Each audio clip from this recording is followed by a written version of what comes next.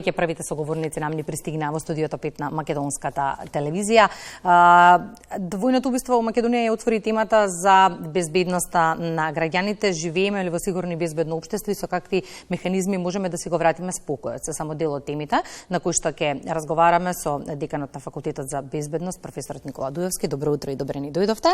Заедно со него Аријан Рамадани, претседател на Факултетското студентско собрание. Поводот ни е многу убав младинска конференција, но за неја ќе проговориме за некоја минута, бидејќи професоре сакам во некоја минута да продискутираме за ова што ни се случи изминативе денови. Не исплаши, не вознемири, талкаме по одговори и во однос на мотивот за случувањата, но се прашуваме и дали живееме во безбедно општество. Живееме во безбедно општество, барем во смисол на вакви тешки кривични дела кои што апсолутно ја вознемирија целата јавност. Ова е многу редок случај, дури 3 децении наназад можеби има само неколку случаи кои што наликуваат на овој по смисла на дрскоста на извршувањето и жртвата, односно жртвите. Меѓутоа во европски рамки Македонија е многу безбедна држава по однос на кривичните дела против животот и телото. Ние сме на самото европско дно. Сите земји во регионот имаат многу поголем број, односно степен на убиства. Меѓутоа, за да се смири јавноста и за да ги добиеме овие прашања, најдобар одговор даваат органите на прогонот. Координираната, брза и барем до оваа фаза ефикасна акција на јавното обвинителство и на Министерството за внатрешни работи значително ги смири состојбите. Ова се такви кривични дела кои што можат да речам, наелектризираат атмосферата во општеството и да замине во сосема непосакуван правец. Меѓутоа, одговорот кој што стигна релативно бргу, трагедијата е голема, од тоа нема враќање назад. Меѓутоа, во овој случај институциите покажаа посветеност и зрелост и релативно бргу за вакви случаи се добија конкретните резултати. И истрагата е во една напредната фаза кога еве веќе сега сите išчекуваме еден нареден момент, а тоа е испорачувањето на првоосомничениот. И граѓаните во голема мера се согласуваат со ова што го кажавте во однос на работата на Министерството за внатрешни работи, колку ажурно ја заврши за брзо време својата работа, но велат сега на тест го ставаме судството и тоа треба да ни докаже дали можеме да му веруваме. Па затоа секогаш велиме ова се органи на прогонот. Ова е правосуден систем во кој што нема можност да има една слаба карика. Доколку потврди било кој од овие органи, тогаш правдата нема да биде задоволена. Министерството за внатрешни работи и јавното обвинителство, барем до оваа фаза ми се чини дека сосема правилно, онака како што предвидуваат и теоријата и практиката, ги превзедоа сите неопходни мерки. И во наредната фаза јавното обвинителство за многу куз временски период се обрати до Министерството за правда, кои што пак веќе се обратија до соодветните органи во Турција за да продолжи постапката понатаму кон првоосомничениот, а распитот, односно исказите кои што останатите осомничени ги даваат, навистина говори за тоа дека релативно брзо ќе имаме јасна слика за тоа што се случи. Екипата на МТВ и во текот на вчерашниот ден излезе на терен, ги прашавме граѓаните дали се чувствуваат безбедно во државата. Може да ги погледнеме заедно одговорите. Еве ги одговорите. Нема полицајаc, немаш да се обратиш некој, ништо овде, да коќе овде, нема жива душа од нив. И што друго? И ако живеев овде пред 20 години, може да проеш од полицајци и ноќ и ден. Дефинитивно треба да има да се поведе на позорникарска полиција што беше порано. Меѓутоа конкретно ако збориме за овој район каде што живеам јас, сметам дека е безбедно за живење.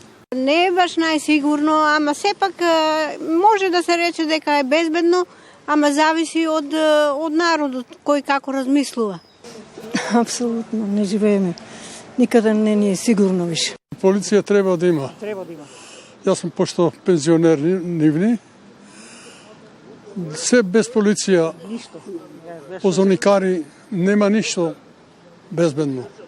Позорникарот е со граѓаните заедно, поминува, се поздравува, се направува разговор и добива некои информации. Таа информација на едно мало книжиче се запиши, службата ќе си работи понатаму. Професоре, поделени се мислењата, но во неколку наврати граѓаните ги споменаа позорникарите. Постојат ли дополнителни, да речеме, безбедносни мерки кои што може да се воспостават во овој момент, кои би ја зголемила безбедноста на граѓаните или чувството за безбедност? Во 21. век не е неопходно да имате полициски службеници кои што ќе бидат видливи на улица. Ние веќе почнуваме да применуваме поразлични модели на полициско работење раководено од информации, раководено од полицијата во заедницата, соработка помеѓу граѓаните. Полицијата е видлива, впрочем, граѓаните можеби не мора да ја забележуваат, меѓутоа полицијата е присутна во основните училишта, во средните училишта, преку превентивните кампањи, на улиците во областа на контролата на сообраќајот. Секојдневно гледаме информации дека Министерството за внатрешни работи апелира да се вози според прописите. Меѓутоа, да, се правеа обиди да се врати оној еден малку постар, застарен модел на полицаец-позорникар, кој што ќе биде видлив во населбата во која што живееме. Меѓутоа, времињата се промениле. Пред 30 на 40 години во една населба во Скопје живееле 5, 7, 10.000 луѓе, денес во централните населби живеат и по 100.000 луѓе, значи и полициските службеници во полициската станица не можат на соодветен начин да бидат присутни сегде. И затоа се применуваат многу посовремени алатки како да овозможиме безбедност на граѓаните. Кога се прави споредба во регионот, јас секогаш истакнувам, нашата полиција навистина на делот на превентивните активности превзема значителни активности и има сериозни резултати. Затоа по училиштата и на другите јавни места нема настани кои што можат до таа мера да ја вознемират граѓаните, како што е овој за жал случај.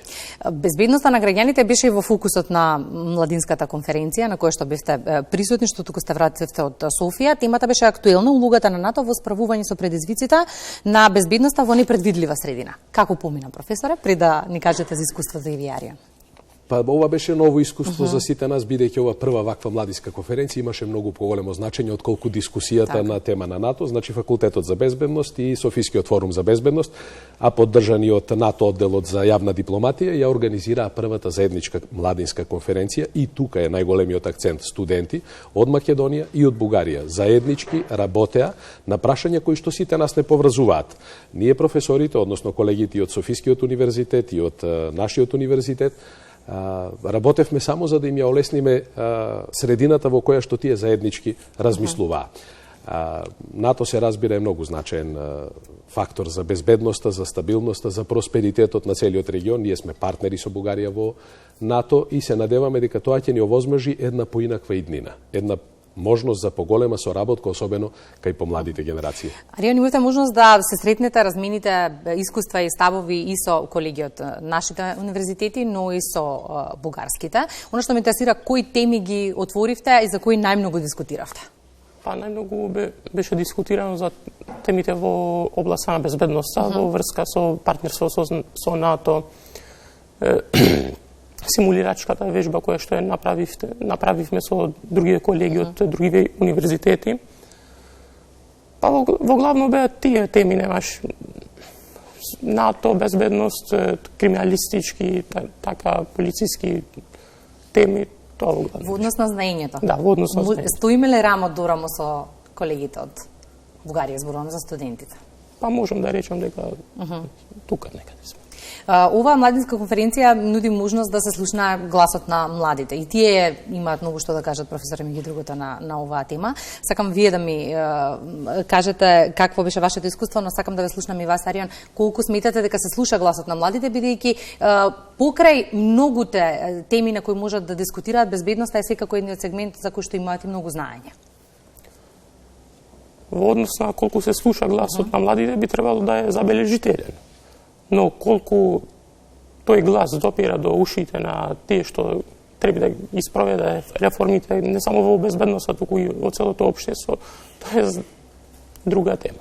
Треба, професоре, да ги вклучуваме многу повеќе и почесто? Треба, се разбира дека треба, тие се нашата иднина, нашиот пристап е токму таков. Ние работиме навистина многу за студентите да добијат повеќе од она што се нарекува факултетско образование, и затоа се присутни на речиси сите наши настани. Бројни активности организиравме само во изминатите неколку недели, можам да набројам барем 5 големи настани со кои што студентите се вклучени. Но Арион е сосема во право. Навистина луѓето кои што ги креираат политиките мора да посветат многу посериозно внимание на тоа што младите сметаат дека е важно за иднината, бидејќи јас верувам дека тие подобро знаат. Која година сте? Четврта. Четврта година. Каде за 2 години од сега? Каде би сакале и да биде вашата професија, или каде би останале во државата или би заминале од неа? Сега тоа е првото прашање, нели? Би останала во државата. Добро, тоа е супер одговор. Каде се гледате за година од сега, ето? Па тешко прашање. Тешко прашање? Да.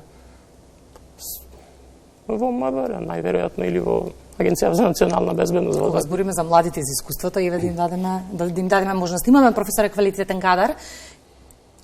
Има, студентите навистина се посветени и стекнуваат добри знаења. И нашите информации кои што ги добиваме од партнерите, пред се од Министерството за внатрешни работи, но и другите помали безбедносни институции, се дека студентите дипломирани на Факултетот за безбедност навистина стекнале знаења, преку кои што едноставно и без некои многу посериозни подготовки можат бргу да се вклучат во безбедносниот систем. Безбедносните експерти и тоа како ни се дефицитарни, и секако ова е тема на која што и гласно треба да се говори и да ги имаме многу повеќе, бидејќи за жал и ова ново време носи многу поголеми безбедносни ризици. Некаде само за крајот на разговорот морам да ве прашам, имаме многу неизвестна 2023, полна со многу стрес. И Русија и Украина конфликтот кој што се уште трае, Израел, Газа е новата приказна која што дополнително не вознемирува. Што можеме да очекуваме, професоре, од оваа 2024? Можеме само да се надеваме дека ќе биде подобро од 2023, а дали ќе биде така, навистина и тие што сме малку поголеми оптимисти, веќе гледаме дека работите не се одвиваат во посакуваниот правец. Состојбата во Украина не се смирува, состојбата во Газа дополнително се разгорува, се отвараат и други светски жаришта кои што понекогаш биле предизвик поголем, некогаш помал. Меѓутоа, факт е дека барем овде на Балканот остануваат отворени прашања за кои што и како треба да посветиме внимание во 2024 година, но да работиме во ова време, сега додека е време на мир, да ги градиме институциите и да ствараме отпорност која што ќе не заштити од многу, да речам, непредвидливи ситуации кои што се можни во наредниот период. Благодарам многу за гостувањето во Македонија наутро. Арион, очекуваме во годините кои што следуваат на местото на професор Дуевски да ве видиме и овде, па да анализираме за некоја тема која што е актуелна и поврзана со безбедноста. Благодарам.